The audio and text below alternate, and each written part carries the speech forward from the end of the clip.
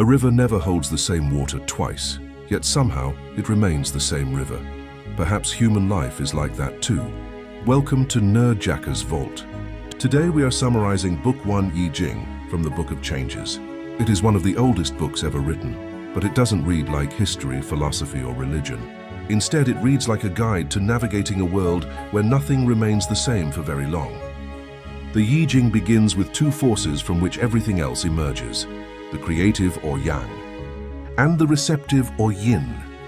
Often symbolized by heaven and earth, they represent far more than the physical world. One initiates, the other responds.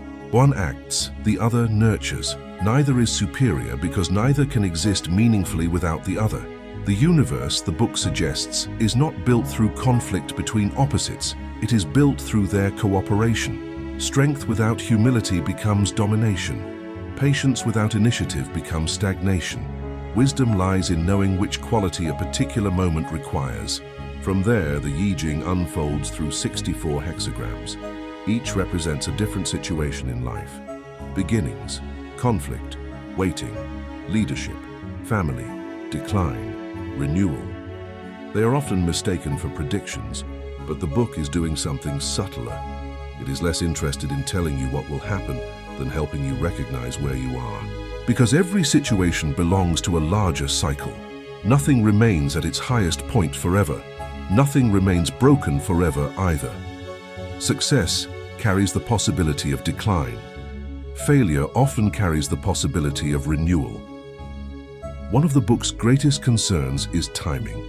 The right action at the wrong moment often becomes the wrong action. Nature becomes the teacher. A seed cannot be forced into becoming a tree. Spring cannot arrive before winter has finished its work.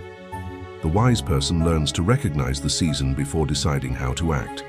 That is why waiting appears so often, not as hesitation, as preparation. Several hexagrams advise restraint because forcing events only creates greater difficulty. The better choice is to strengthen character, observe carefully, and allow conditions to mature. Then, when the moment finally arrives, action feels almost effortless because it follows the direction life is already moving. Character matters just as much as timing. The Yi Jing rarely separates outer success from inner discipline.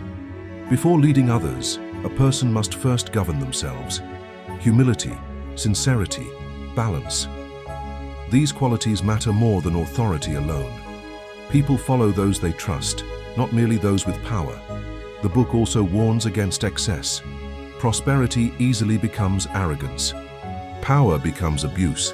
Certainty becomes blindness. Every extreme eventually begins moving toward its opposite. The highest mountain slowly erodes. The deepest valley eventually fills. Balance is never something we achieve once. It is something we continually maintain. Conflict receives similar treatment. Disagreements cannot always be avoided, but they should never become a goal in themselves. The wise person seeks understanding before victory and reconciliation before pride. Winning every argument may still leave everyone poorer. The same balance appears in leadership. Strength without compassion destroys trust. Kindness without firmness creates disorder. The best leaders understand that authority is measured not by control, but by responsibility. The Yi Jing also pays remarkable attention to small beginnings. Great achievements rarely appear all at once. Neither do great disasters, a careless habit, a neglected responsibility, a single dishonest choice. Small actions quietly accumulate until they shape an entire life. That is why the book encourages attention to subtle changes long before they become crises.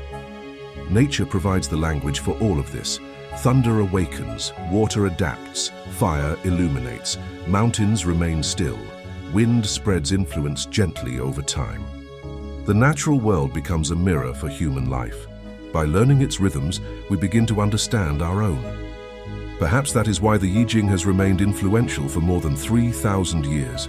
It never promises certainty. It assumes uncertainty is part of life. What it offers instead is orientation.